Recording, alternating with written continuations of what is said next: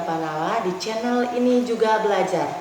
Dalam video kali ini saya akan menjelaskan materi bahasa Indonesia mengenai teks prosedur.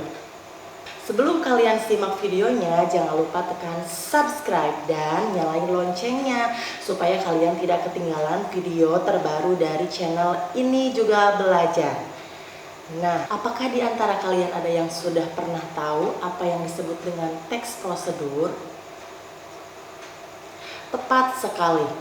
Yang disebut dengan teks prosedur adalah teks prosedur merupakan teks yang menjelaskan mengenai langkah-langkah melakukan sesuatu secara lengkap, jelas, dan runtut.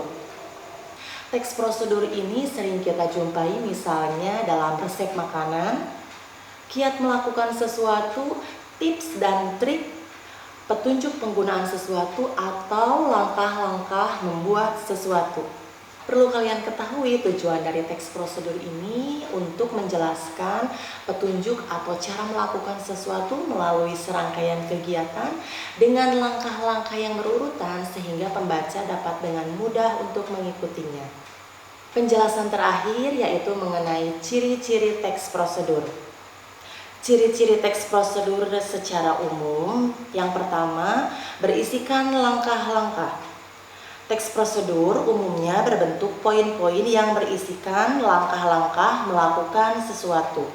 Setiap poinnya berkaitan dan menunjukkan urutan langkah yang harus dilakukan. Kedua, menggunakan kalimat saran dan larangan.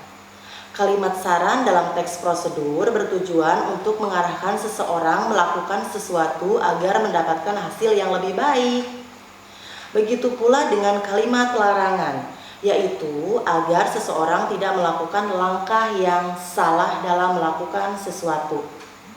Ketiga, disusun secara sistematis dan dijelaskan secara detail. Teks prosedur berisi langkah-langkah yang sistematis dan runtut. Setiap langkah dijelaskan secara detail agar pembaca memahami langkah yang akan dilakukan.